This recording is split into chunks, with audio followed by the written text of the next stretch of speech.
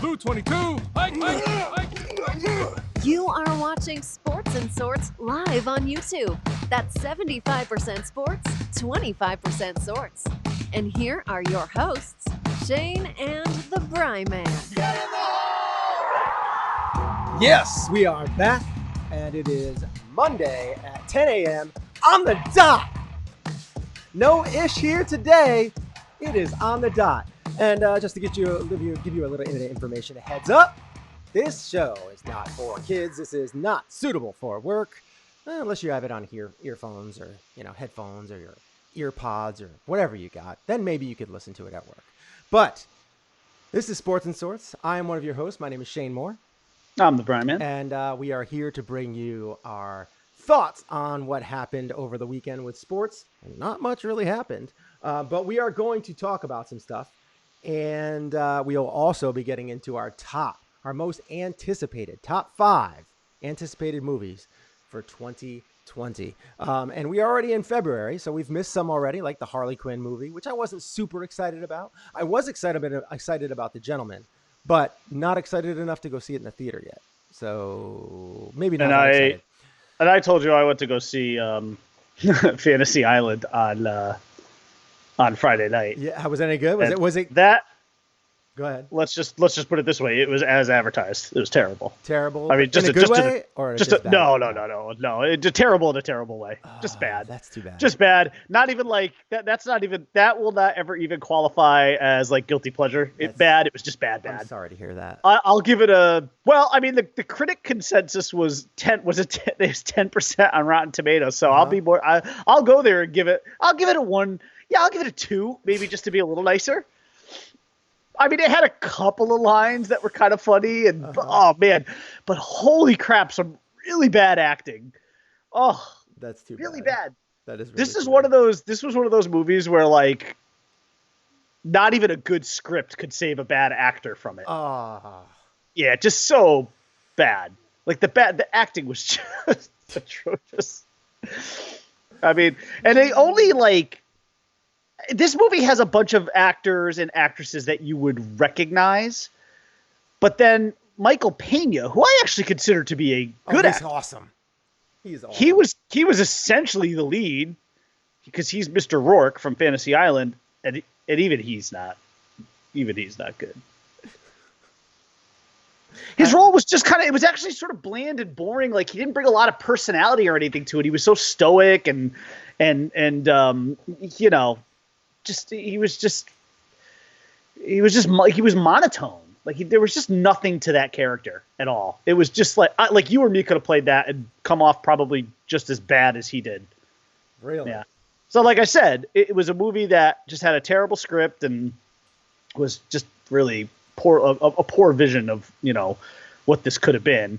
And it was just executed terribly. Bad movie. Don't waste any money seeing it. I didn't have a lot of choices because my friend who I went with, she likes to watch cheesy horror movies, and so do I, obviously. But so we couldn't really find anything else. And I couldn't convince her to go see Birds of Prey. So I had to settle. Because it was either this or Brahms or The Boy 2, Brahms or Brahms The Boy 2, whatever you call it. Oh, really? And I was like, I can't sit through another one of those Brahms movies. I just couldn't do it. So we went with Fantasy Island, and it was excellent. It was as advertised. Good. Kind of. No. At least you knew what you were getting. Yes, like I said, as advertised. Yeah. You will. It was terrible. It was terrible. All right, so I have done my sharing. I am good now. I have got all my stuff done on my end. Now we can get into this because we wanted to talk about a few things today. One is the NFL CBA quick little recap on what's going on. There's not much going on. Essentially, the players got together over the weekend. We're like, no, we don't really love it. They are scoffing at this deal. Yeah, kind of. They kind of just walked away. They were just like, whatever. They haven't like it. And the owners are like, well, fine, you can sign this, or we can you can play with the current agreement, and we'll give you a worse deal next year. Yes, which is what's probably, I don't know. So the players have time to think about this. Theoretically, I think they have another week and a half or 2 weeks. I think essentially it has to be. They don't want that 17th game. The deal has to be approved by. I think the time franchise tagging can begin, which I think is like around March 10th or something like that. And the crazy thing is that they did say that like 20, the league minimum is going to go up 20% if they did this deal. And obviously marijuana test, they won't be no suspensions for that and all that kind of stuff. So there are things that are positive in there. And the 20% minimum, league minimum going up is huge because like 80% of the league is like league minimum. So like, you got a lot of guys playing on rookie contracts. But again, they don't want, it's already a brutal game, and that they are looking at it in a health perspective. Sure. Smart. But I don't know how smart it is considering it really seems like the owners have all the power. So they do. And ultimately the owners will get their way. They will. Well, whether it's this deal or the next one, eventually they will get their way because there's just so many things that the owners just, they have so much leverage. They often hold all of the cards here because ultimately the NFL, like any other business, is all about making money. And this new CBA will make teams and the NFL more money. Think about it. Think about not just like from a stadium perspective. Oh, okay, well, another stadium gets a home game, so there's a lot of beer and a lot of buckets of fried chicken and fries and, cheese-covered things that will clog your arteries. It's not just that. You've got another guaranteed game on television, which of course ups the TV contracts.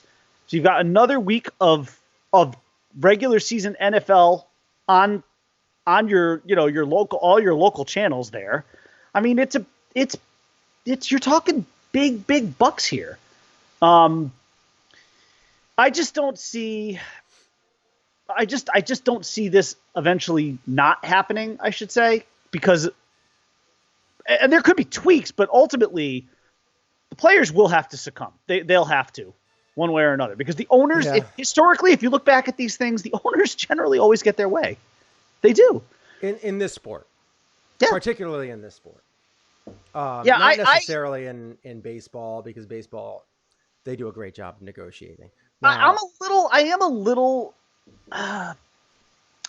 some ways I'm a little surprised here though, because I don't know. I guess I'm trying to look at it from the player perspective, because I obviously know how this benefits the owners. There's really not a lot to think about there, but when I look at it from the player perspective, like, okay, I know you're adding that game, which of course adds additional risk to injury, and your bodies are already horribly beaten up by the time you even get to week 16, much less thinking about, an actual playing week 17. Of course, this will actually really mean week 18. And more playoff games. And it's. Now, I don't recall. I mean, if you're going to do this, why not just eliminate 2 preseason games, throw another bye week in there, just cut your preseason games in half, make it 2 preseason games. First of all, fans just don't care about the preseason. I mean, you're not making a ton of money with these preseason games. I mean, I know you get to fill a stadium. You don't even get to fill a stadium up. Those things don't sell out. No. Okay. And from a TV perspective, what? Nothing. I mean, your big money is going to be made during the regular season and the postseason. So why not add another bye week? I mean, I can't imagine the player. I mean, also, I wouldn't overlook the marijuana thing. I mean, I'm guessing a lot of these guys probably like to smoke. And I can't say I'd blame them. As we talked about last week, I think there could be some therapeutic element, that kind of goes along with this. So, absolutely.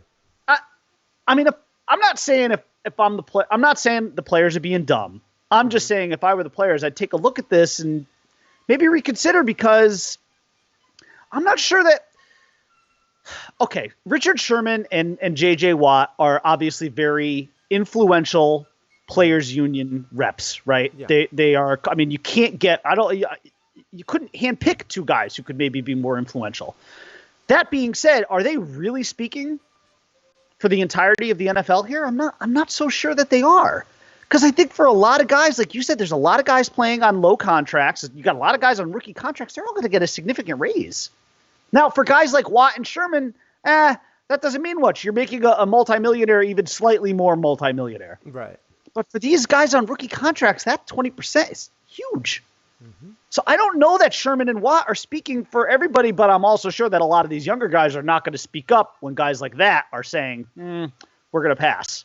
Right. That puts a lot of, because now, what happens is you get that sort of like, oh, this guy's crossing the picket line, even though nobody's actually protesting right now, and nobody's striking. But here's the other big problem. If the players reject this and it pisses the owners off, the owners could force a lockout. And then you've got a lot of money being lost everywhere. And and ultimately that hurts the players more than the owners, because the owners can afford that. Yeah. They can afford the lockout. The players can't. And to your point, the lifespan of an NFL player is less than 5 years. Losing a year or more to a lockout could really hurt a player's long-term, financial outlook. So eventually I think the players have to, they can't dig in too much here on this one. Right. Keith Sherry had said, good morning. So he's having a good Monday. That's great. Great to hear. But I think that's pretty much all we got to talk on the CBA. There's not much really to get into because there isn't much right now. And I don't think we're going to get anything really soon, but hopefully maybe by next Monday, we'll have a little bit more grasp on what's going to happen with it. And if there essentially will be a lockout or something along those lines, because that's something the NFL does not want. No. One of the things that the NFL probably would, they would really dislike it. I mean, the XFL isn't a huge threat, but it could be with a lockout. And it's not even really a huge threat because they don't play really at the same time. They do a little bit, but not really. So I never thought of the XFL as a threat. I just thought of the XFL as just another option. And it's doing for okay fans so far. It's not doing okay. I mean, obviously.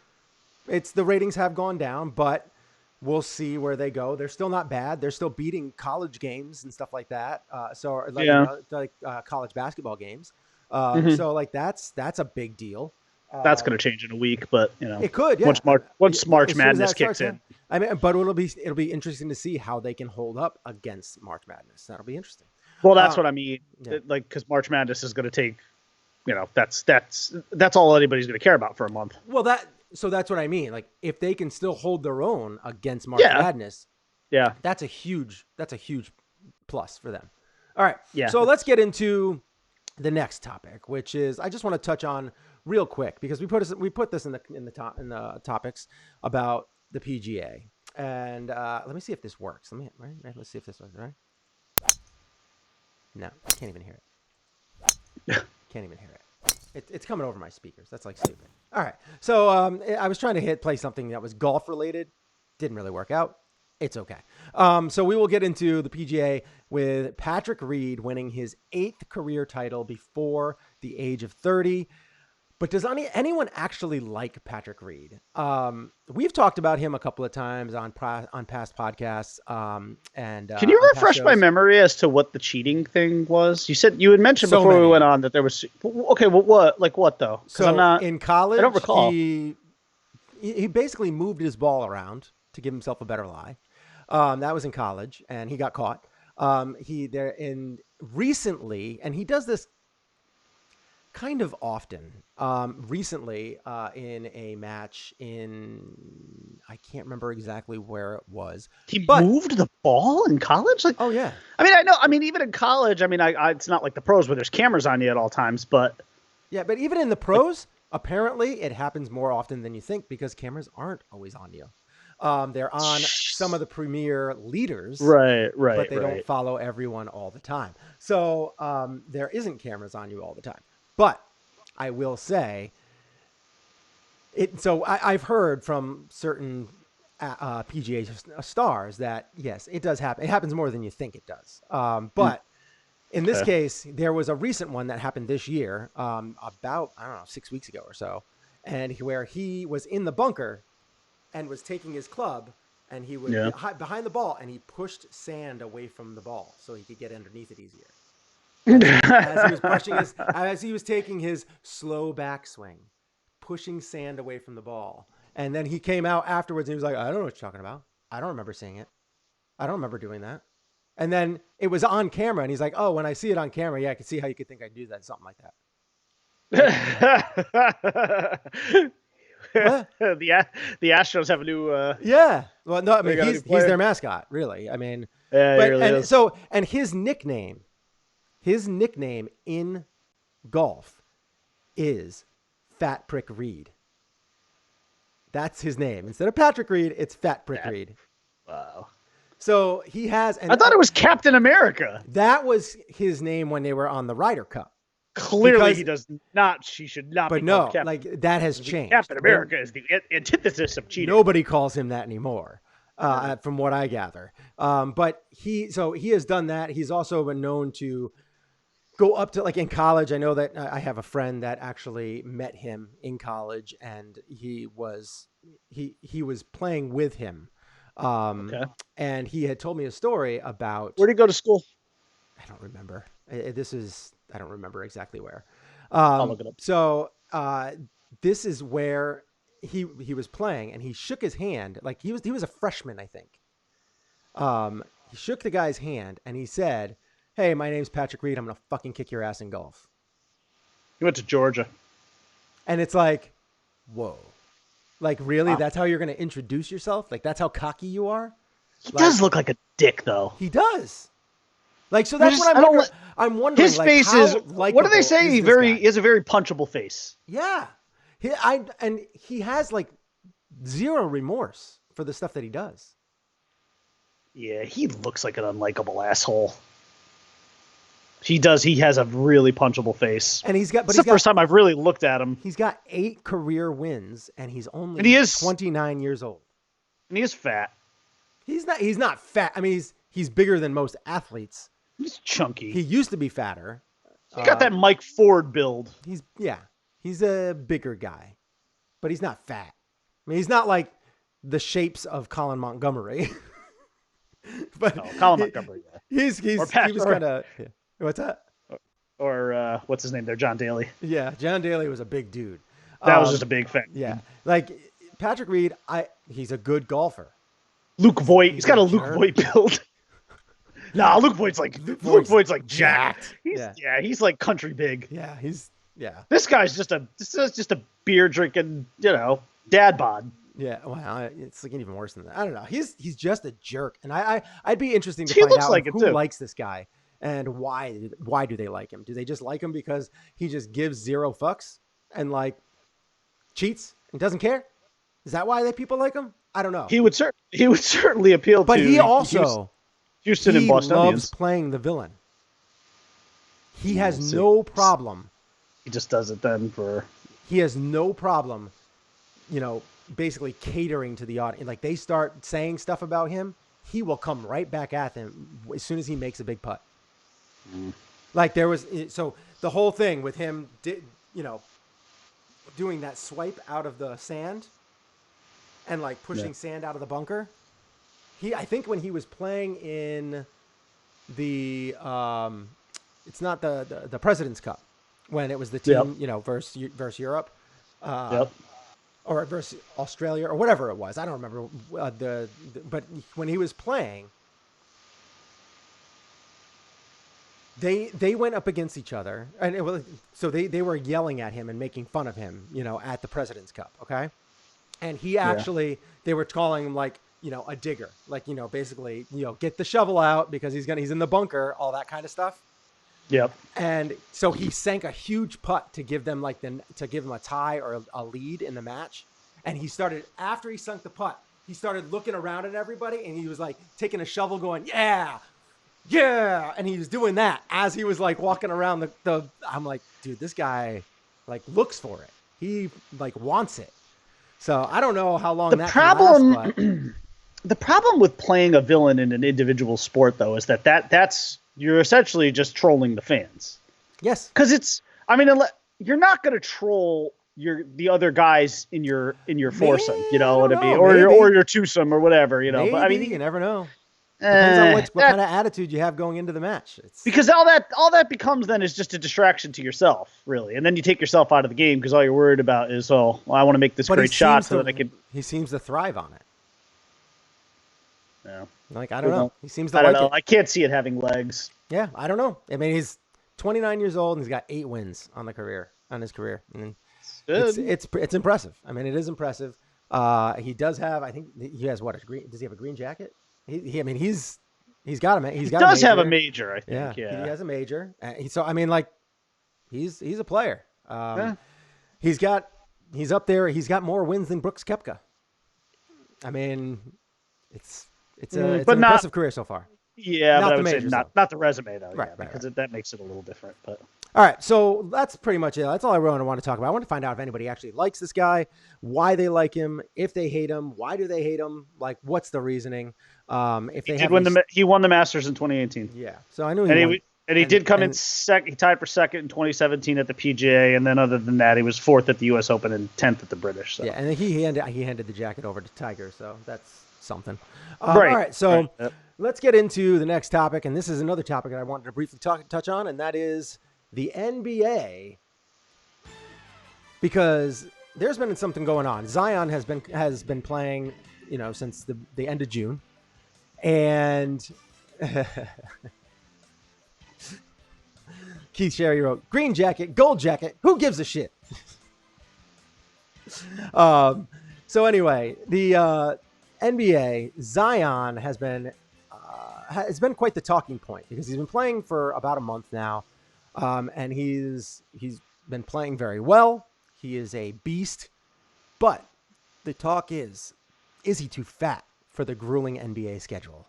And because when he dunks, he jumps so high, he lands so hard. Is that 280-pound frame going to take its toll on his joints and his knees and his ankles? And I'm going to have to say, yeah. He really reminds me of a little bit bigger Charles Barkley. Charles Barkley was a big dude. He had power dunks. He came in hard, but he didn't have the jumping ability that Zion has. Zion is a different athlete. Zion can jump through the building. Charles Barkley got off the ground enough to dunk, not to, touch the top of the backboard. Yeah, Zion is a very impressive athlete, and I do think he needs to drop about 30 pounds in the offseason. Now, he just needs to get more lean. He needs to get more cut. He doesn't have to lose a ton of weight because that's part of him. That's part of who he is. Yeah. He's a big guy, and he needs to have that body to perform. But I think he just needs to lose a little bit of weight. I can't disagree. Just from a long term, but look, if you want to play in this league 10 plus years, maybe 15, yeah, in the long term, he's going to have to drop some weight. There's not a lot of players that are out there that are that kind of level that can perform that high level for that long with that kind of body. But instead of looking at it as like, well, a negative, this guy's got to drop some weight, he should think of it as, think of how much better I will be. Yeah. Sans 30 I'll be able to pounds. jump higher. But just his quickness in and around and underneath the basket, his ability to juke guys, and pivot. And I mean, and he shouldn't lose hand strength. No. Like that should only get better with time. No, I'm just trying to think of like, listen, okay. When you lose weight, and you know about this, and I know about this, you and I have both in our lifetimes lost significant amounts of weight. Mm-hmm. Good things happen when you lose weight, unless you're losing weight for the wrong reasons. But if you are losing weight and you're trying to lose weight, good things generally happen to your body. You feel better. You feel lighter, for starters. You don't feel as, weighed down and tired and fatigued. And, it helps you. I mean, but even at a young age like his, see now, look, can he get away with this for a few years, a handful of years? Yeah, of course he can, because he's young. But eventually, even like the game that just happened, he was jumping and landing, and I was like, he looked like he hurt himself twice. And then he kind of ran back, but he didn't run back with like the authority that you kind of saw him before. Like, it hurts. It's big. Gotta hurt. He's a big man, and yes, I agree that probably.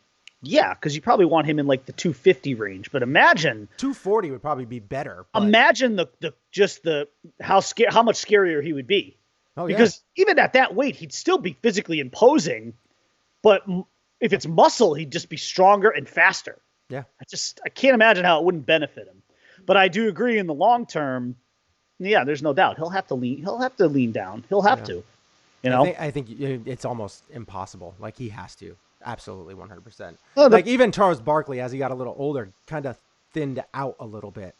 Like he was never skinny, but he thinned out a little bit. Like when he first came up, he was a big, huge guy, and like the man was the round, around, the but round he never got rebound. worse. He never got worse. He actually got a little better. He got better from the outside. He could shoot threes. Like he was a really, really talented basketball player. Yeah, well, he really was. And and then he let himself go after the fact.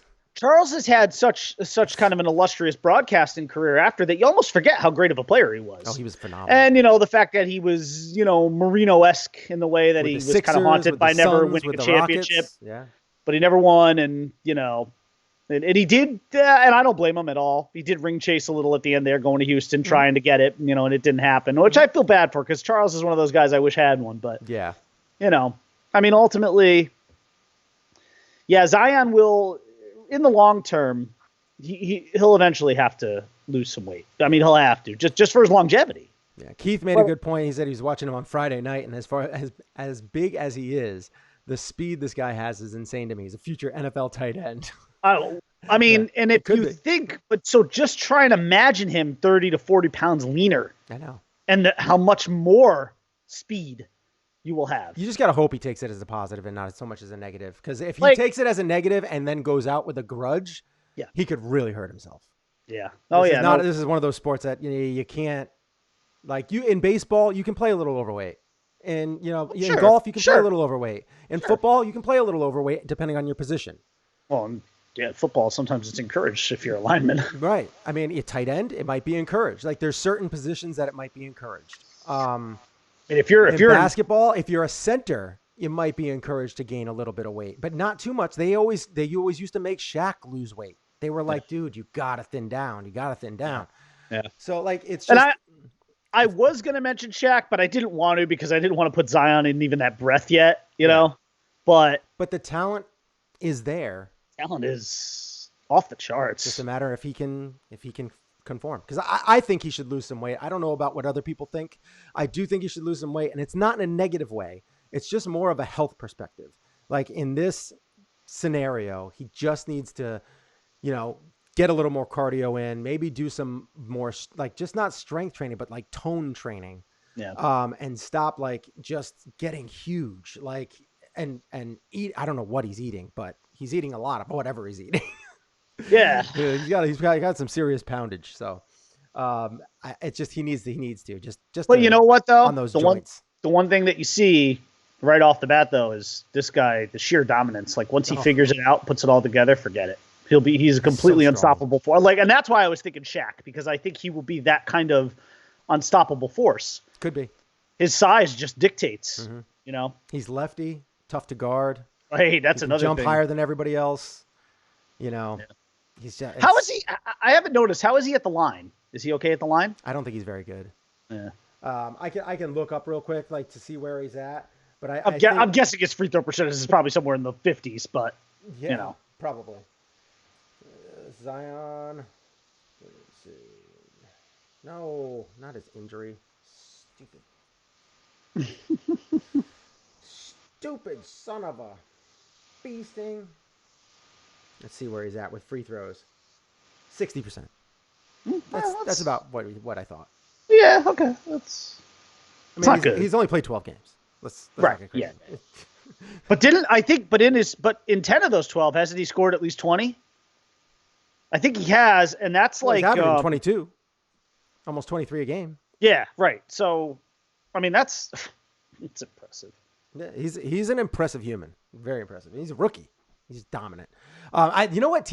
I would really like to see him go to Portland to team up with Damian Lillard. I would love to see that. Love to see that.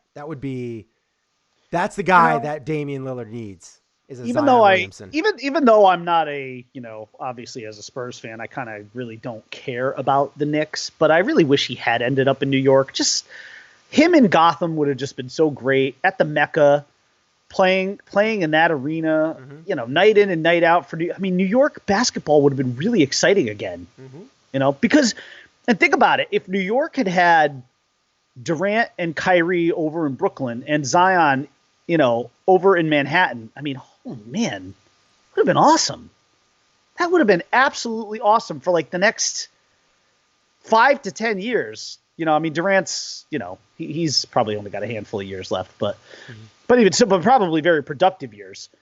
But man, that would have been great. And again, like I have no skin in the game there. I'm not a New York basketball fan. Right. So, but that would have been awesome for basketball. Him in New York. I mean, listen, don't get me wrong. The Pelicans it's all well and good, but that is not they're fighting for a playoff spot, but it doesn't really matter. I mean, they're just not that marketable of a team.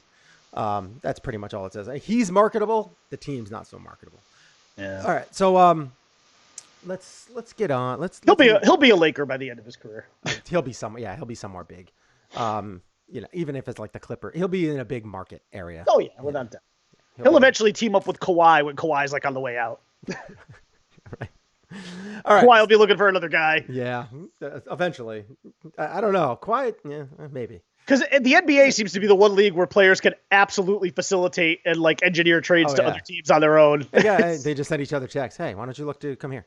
Right. And then somehow they go into the owner's office and I'm like, I want you to trade me, but to this exact team, please. Mm-hmm. It's like, I don't know where they get this control. Right.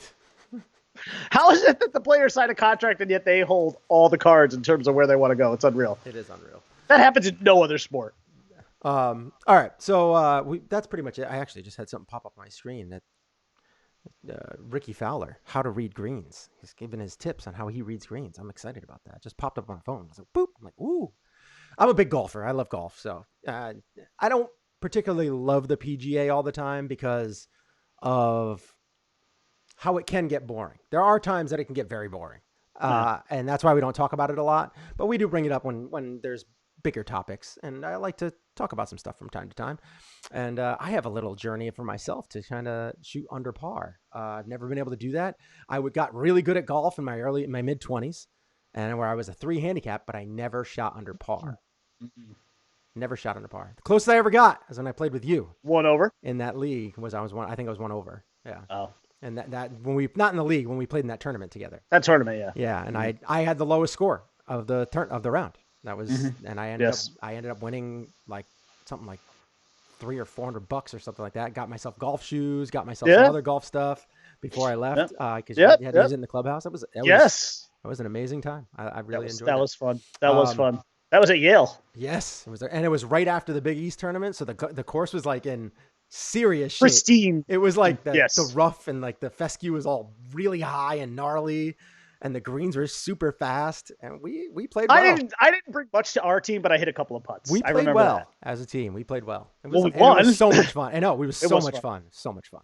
But we had riggers on our team between you and Mark, and then Mark's friend. I can't remember his name, but we played all right. We played pretty well.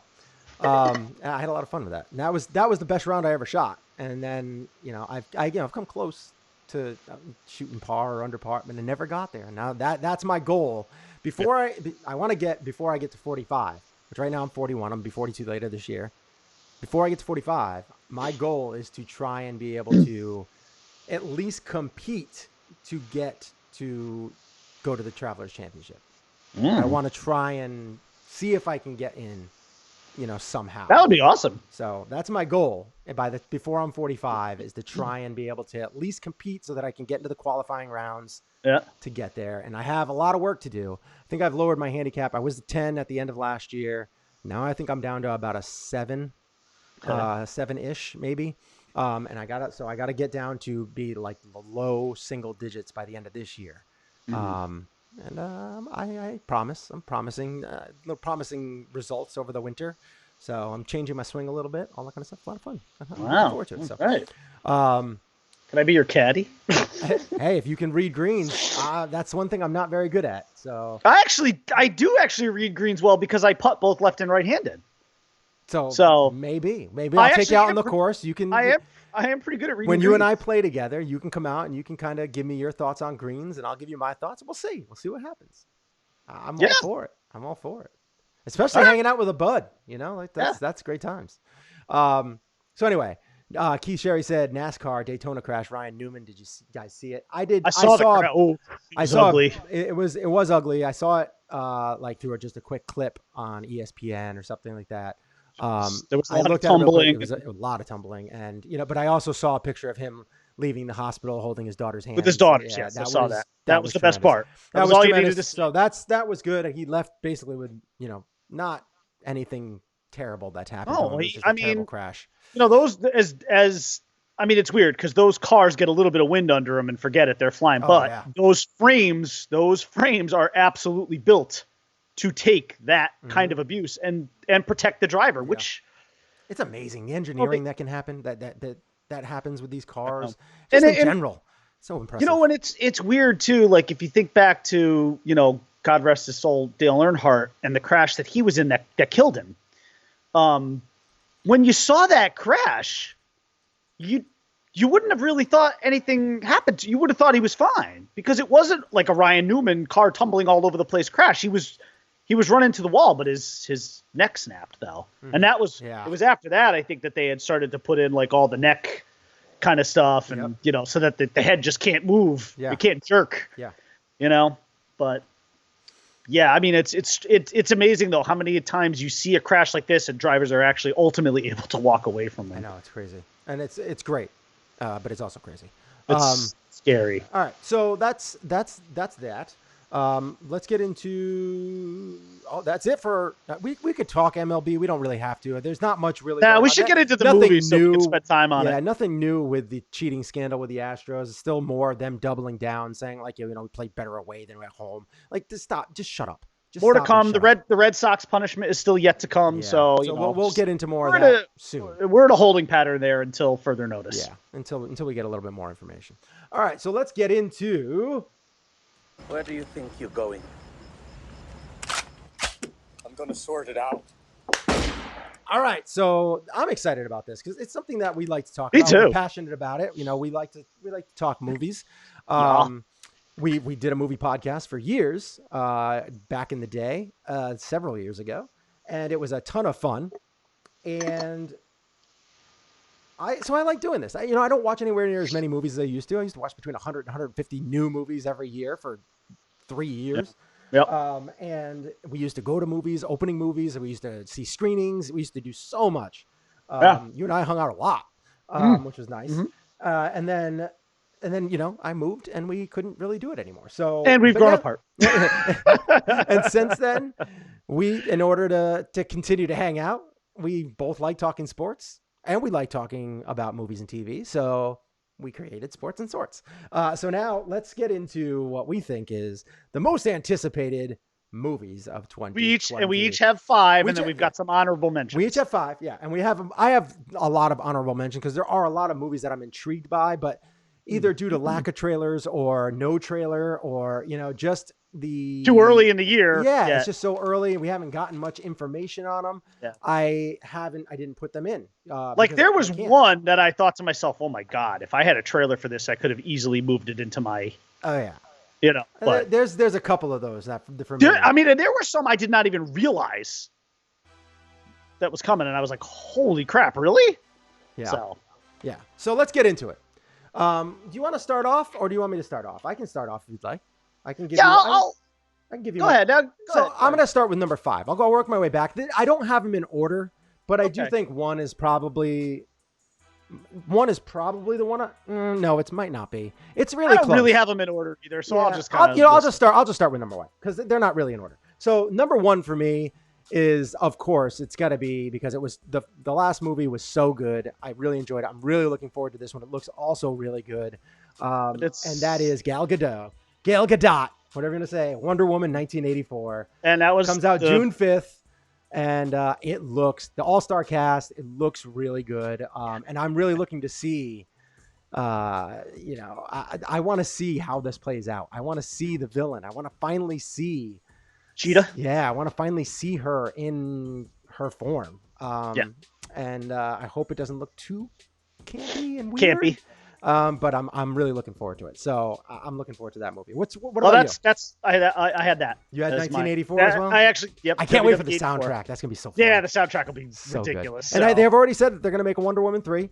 And it's not going to be a period piece. It's moving. It looks like it's going to move to current times. So yep. The crossover will happen. And I at would that point. imagine at some point, Maybe they're just waiting for Robert Pattinson to get a little older. well, I was just gonna say at some point they're gonna have to put her together, maybe back with. I mean, if Henry Cavill is still Superman, I hope so. and then maybe with Pattinson's Batman. Travel. Yes. Yeah, that was funny.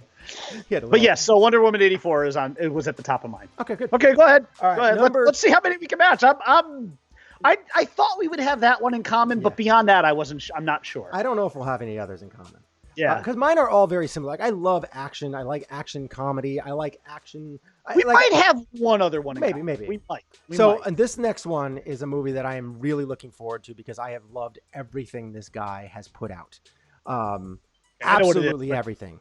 This movie looks tremendous. It looks so intriguing. It looks so interesting. It brings me back to like when he first kind of started directing, and this movie's called Tenet. Starring it's director Christopher Nolan. He is probably, in my opinion, right now the most brilliant director that's out there. He's kind of a genius. All-star cast: John David Washington, Robert Pattinson's in that, Aaron Taylor Johnson, Kenneth Branagh, Michael Caine. I mean, he's got everything going here, and he just looks like such an interesting premise that I can't wait to see how this turns out. So yes, Tenet is one that I'm looking forward to. And that is definitely in my top 5 because I will never, ever since I saw Inception in the theater, I will always go see his movies in the theater. Always. Yeah. Okay. He's tremendous. Go ahead. What do you got? All right. So also high on my list here is, and I'll give it away. All it takes is a laugh. Coming to America. Coming to America. How could you not want to see? So that is actually Arsenio Hall is in my honorable mentions because I haven't gotten a trailer yet. That I haven't seen a trailer. Right. That's my problem. But that is a sequel. Oh my God! I mean, literally decades. You love the original movie, yeah. Yeah. I don't love the original movie. I thought it was good. I don't love it, but you love it. I love the original. Yeah.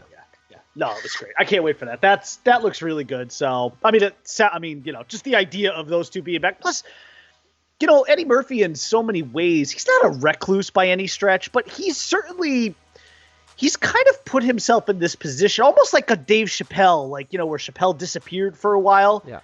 And now he really, I mean, he still did movies and stuff like that. He did. He just stepped away from the comedic stuff. He did. Right. He did. Yeah. And now I'm like looking he's supposed to be touring again like soon. Back in the mainstream again. He's supposed to tour. Yeah. Very interesting to see how that comes out because he's living a much different life than he did when he first started. Very different. Yeah. So yeah. It'll be interesting to see But I am excited about that though. Yeah. It could be good. Could be good. Could be horrible. I don't know. I'm looking forward to it though. I'm also looking forward to Dane Cook coming out again. That'd be good.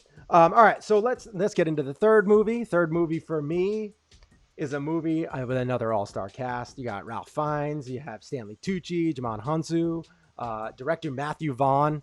All these are just great people. And The King's Man, which is a prequel to The Kingsman. And I cannot wait. I saw both of those movies. I obviously didn't like the second one as much as I liked the first one.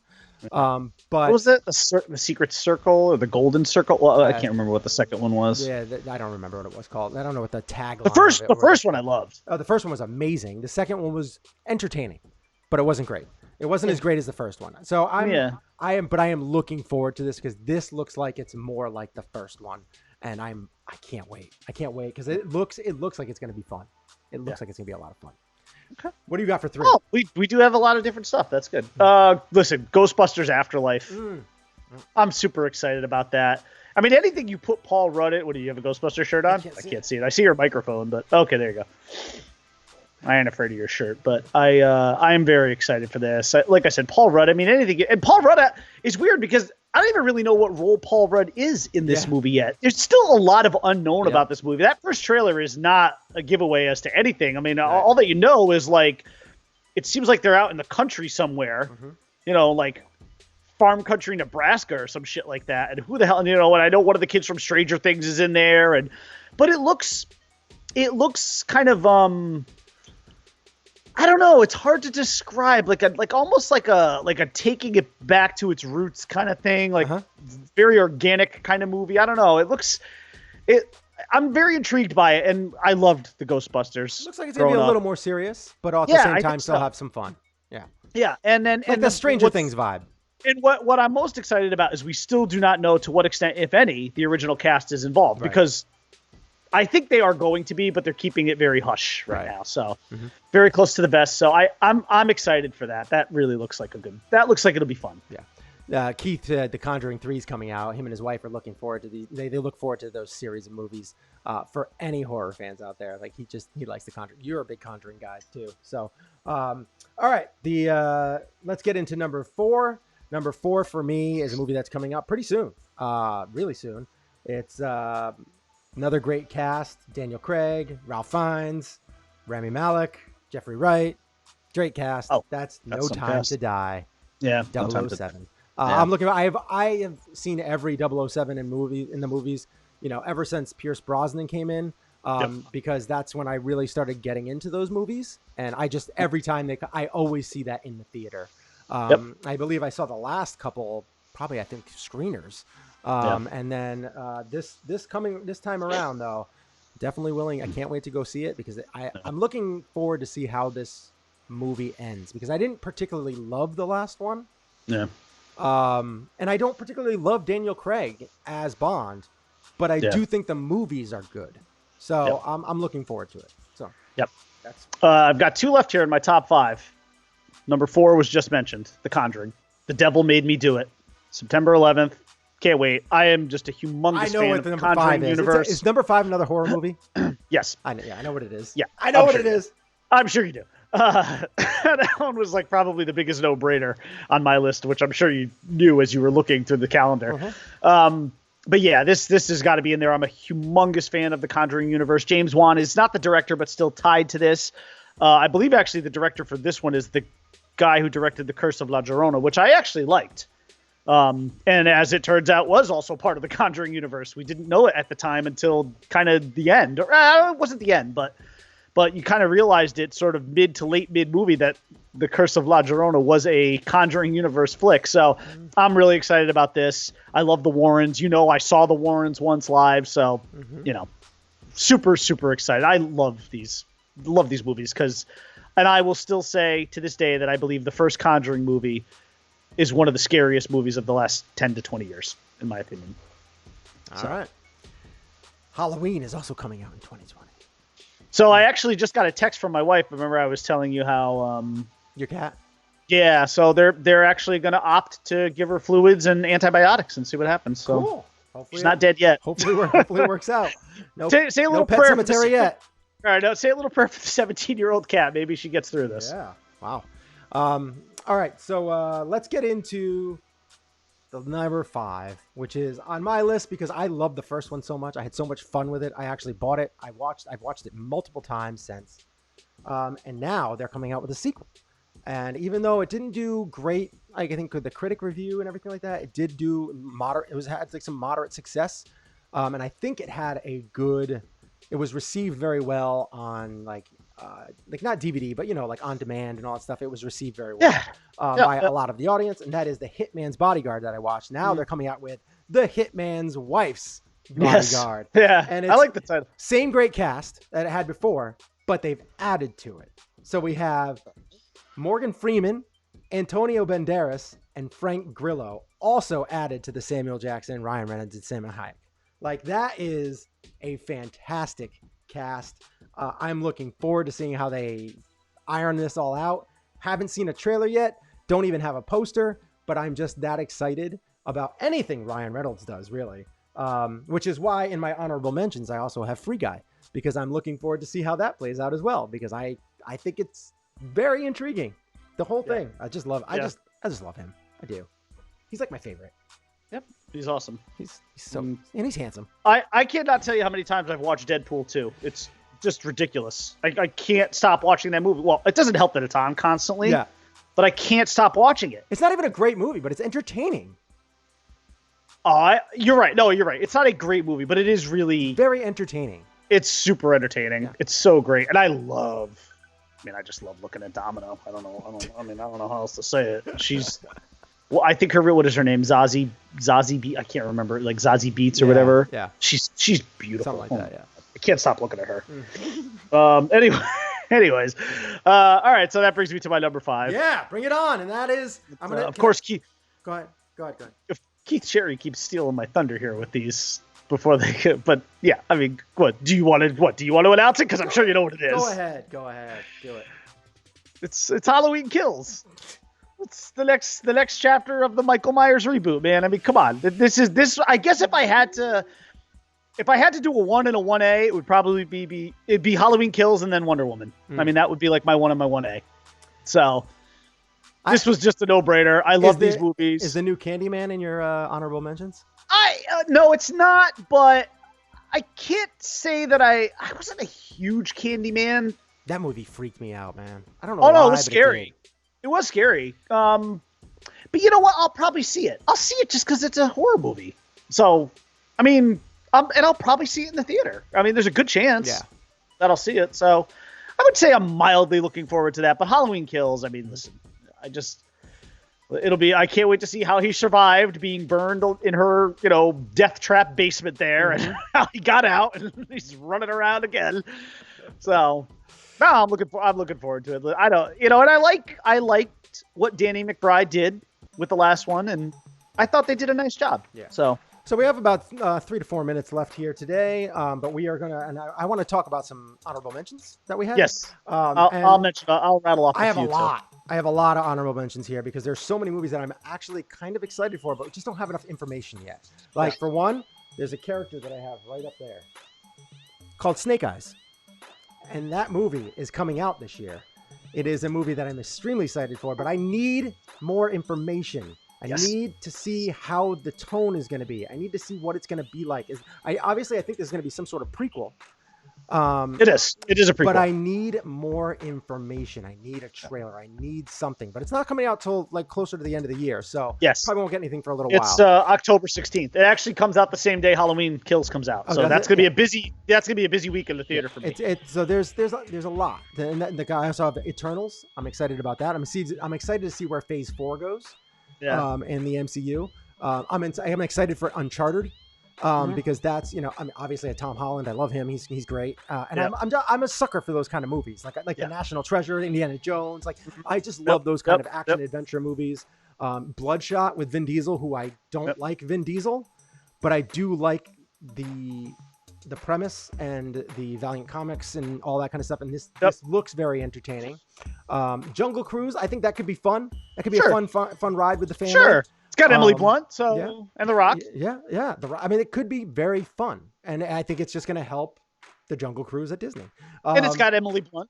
And yes, I know the sexy push-up. I know. Did I mention Emily Blunt? And then we have Free Guy, which I mentioned before, because Ryan Reynolds, I just love him, and I think that's actually another interesting premise to a movie that hasn't been really discussed before.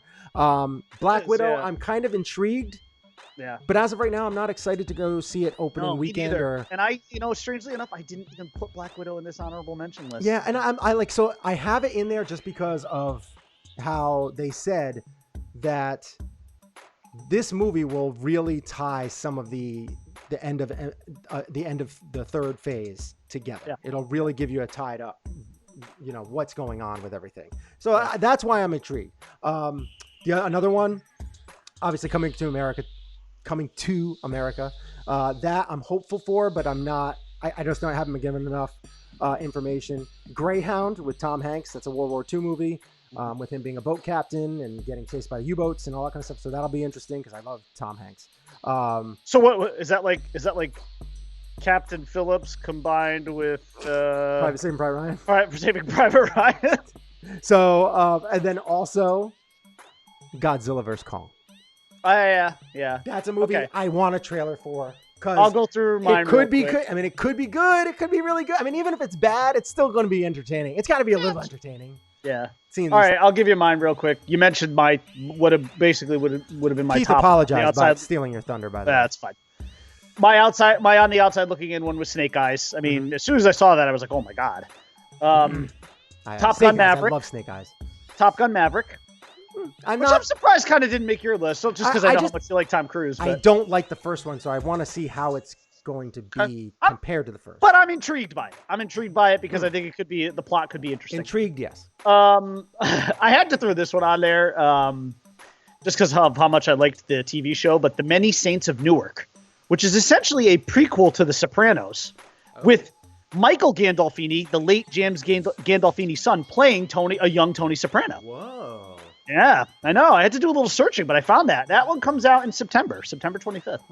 I had No Time to Die, and then my last one, Bill and Ted Face the Music. Yeah, I didn't really love Bill and Ted. It's fun. I did, but just to see Keanu Reeves, I mean, in any way I can see Keanu Reeves, He's got a lot of stuff coming out, man. Talk about a pipeline of.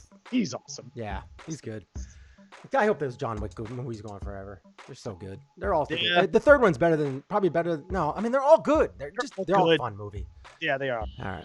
Well, that's pretty much it for our show today. Thanks for watching. Take us in however you took it in. We'll be back again on Friday to talk more sports and sorts. You can find me on Twitter at Einhornisfinkel and Instagram at Happy McAvoy.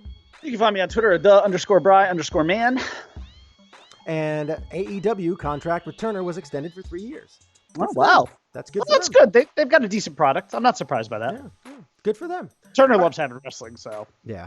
Ted Turner loves wrestling, so it's not a shock. Yeah. At all. And it seems like it's doing pretty well. All right. I think it's easy money for him. Yeah. It's a nice little pocket change. So that's pretty much it for our show. We'll see you on Friday. And until then, we'll see you when we see you. To quote Tony Stark, part of the journey is the end. Stay classy, play the globe. Bye. Bye.